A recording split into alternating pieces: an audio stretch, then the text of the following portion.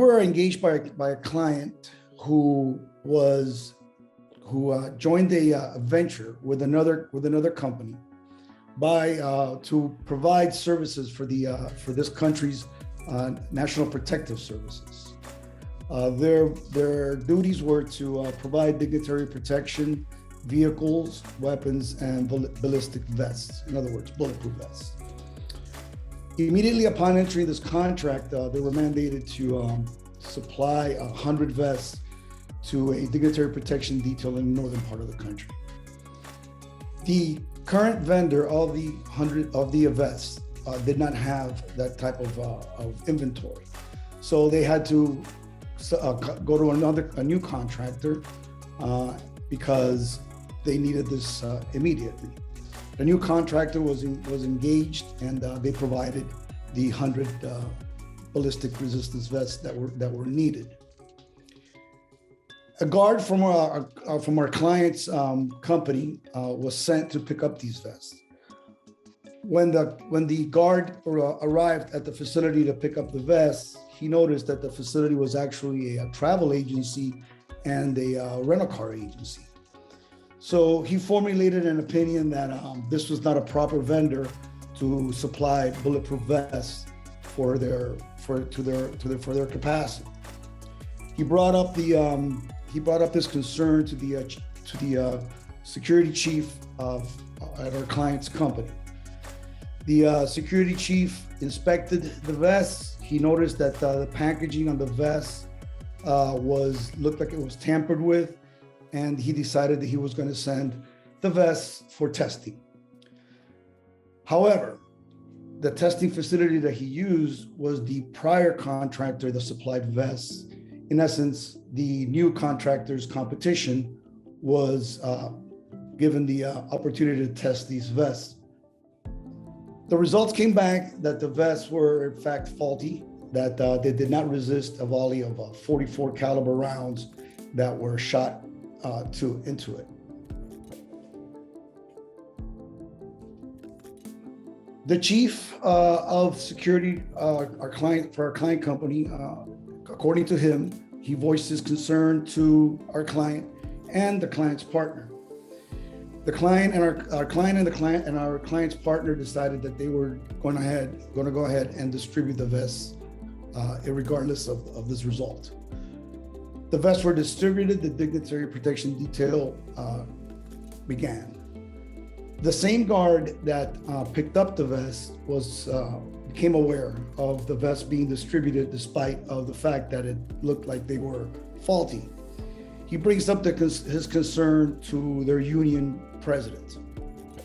The union president is then supplied with one of these vests by an unknown source, and he decides to take the vest to the National Police Training Center of this country for testing. The vest allegedly also failed a volley of 44 Magnum caliber rounds that were fired into it. He then took this information back to our client and back to our client's partner and said that if they didn't pay him $70,000, that he was going to leak this information of these faulty vests to the media.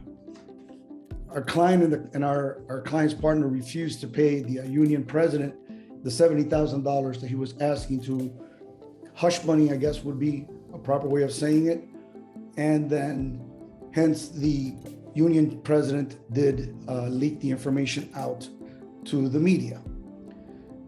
This resulted in a lawsuit by the National Protective Services, which was the one that engaged our client and our client's partner for a breach of contract, stating that these vests were faulty, and in the contract it says the vest must be operational. Now, when I arrived, I was given the opportunity to interview all the people involved, and my findings were as follows. First, the distributor of the place where the guard went to pick up the vest is actually a certified distributor for the vest company. So in fact, they are a distributor for that vest and have the authority to distribute those vests. So that allegation was dismissed. We did, however, notice that the new vests in question were substantially cheaper than the old vest, but we could not determine whether there was any kickback for buying these vests or contracted this particular company. As far as the vests that were not substantial for resisting ballistics, the only vest that we have that was allegedly fired with a 44 caliber round and missed and didn't resist properly was the one that was tested by the new contractor's competitor. So that is determined to be a biased opinion and a conflict of interest. The vest that was tested by the police, by the union president at the National Police Training Center, that vest was never found. I couldn't find the vest. Nobody could provide me with that vest.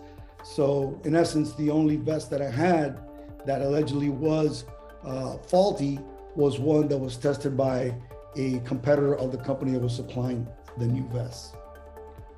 What we did was we took one of these alleged faulty vests and we tested it ourselves here in the United States. The vest, in fact, did provide ballistic resistance to 22 caliber rounds, 38 caliber rounds, and 44 Magnum rounds, which were the ones that were alleged to have penetrated the vest to begin with.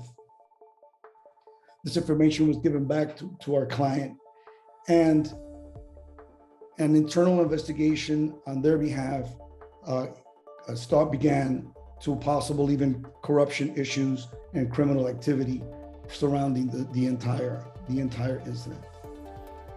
So this is just kind of an example as to how fraud can happen at any level.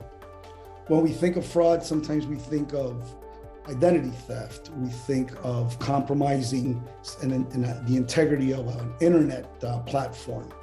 But fraud comes in many shapes and many sizes, and it's a very lengthy investigation to prove it.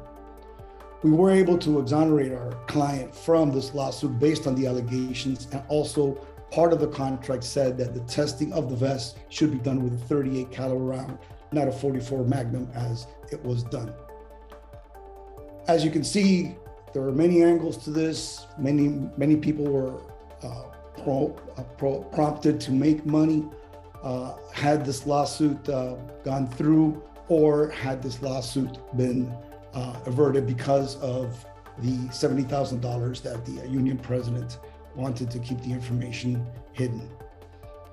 My advice would be to always have an outside source, independent source, conduct the investigation and conduct the testing, in this case, the testing of the vest.